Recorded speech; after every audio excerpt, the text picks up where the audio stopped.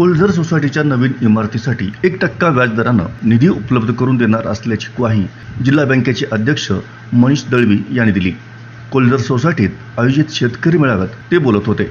शेतीविषयक मार्गदर्शन करण्यासाठी या मेळाव्याचं आयोजन करण्यात आलं होतं। या मेळाव्याला शेतकरी बांधव मोठ्या संख्येनं उपस्थित होते। जिल्हा बँकेचे संचालक गणपत देसाई यांनीही यावेळी मार्गदर्शन केलं। कोलझर सोसायटीचे अध्यक्ष तातोबा उर्फ सुदेश देसाई यांनी संस्थेच्या वाटचालीचा आढावा प्रास्ताविकात घेतला।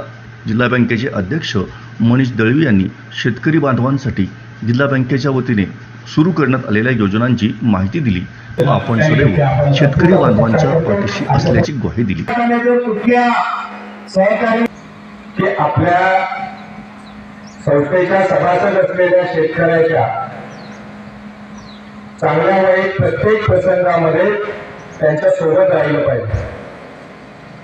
खरं तर आज प्रत्येक शेतकऱ्याच्या बाबतीमध्ये आणि खास करून सह्याद्रीच्या पट्ट्यातल्या शेतकऱ्यांच्या बाबतीमध्ये आज अनेक समस्या त्यांच्या समोर उभ्या आहेत आणि या समस्याला जर तोंड द्यायचं असेल तर खऱ्या अर्थाने या शेतकऱ्याला कोणीतरी मार्गदर्शन केलं पाहिजे, दिशा दिली पाहिजे आणि या मार्गदर्शनाच्या माध्यमातून या शेतकऱ्याच्या उत्पादनामध्ये त्याचा व्यवस्थापन खर्च कमी करून भर पडण्याच्या दृष्टिकोनातून आणि त्याचा नफा वाढवण्याच्या दृष्टिकोनातून अनेक उपाययोजना आपल्याला करणं खरं तर आवश्यक आहे आणि त्याच्यासाठी खऱ्या अर्थाने जर तुम्ही पुढाकार घेणं आवश्यक असेल तर ते विकास सहकारी संस्थे, कारण मुळात विकास सहकारी संस्थेचं नावच मुळात असं आहे की प्राथमिक विकास सहकारी संस्था, की शेतकऱ्याचा मूलभूत विकास करायचा असेल, त्या आपल्या सभासद शेतकऱ्याला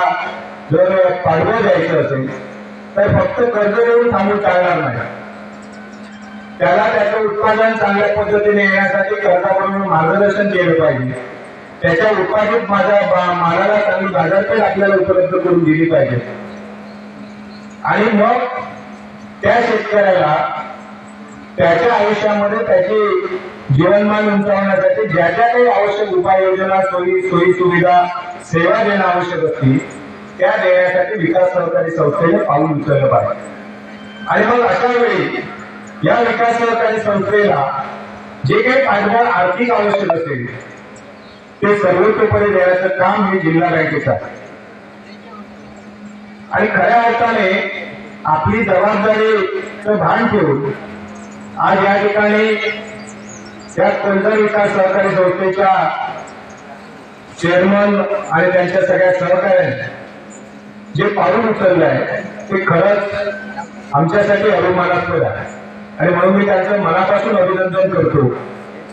कारण अनेक विकास सहकारी संस्था आहेत, मी अनेक वेळा विकास सहकारी संस्थांच्या चेअरमन आणि त्यांच्या सोबत चर्चा करताना नेहमी सांगत असतो की जेव्हा 5 वर्षांनी एकदा निवडणूक लागते, पूर्वीच्या काळामध्ये ती सुद्धा परिस्थिती नव्हती, ते बिनविरोध निवडणूक व्हायची।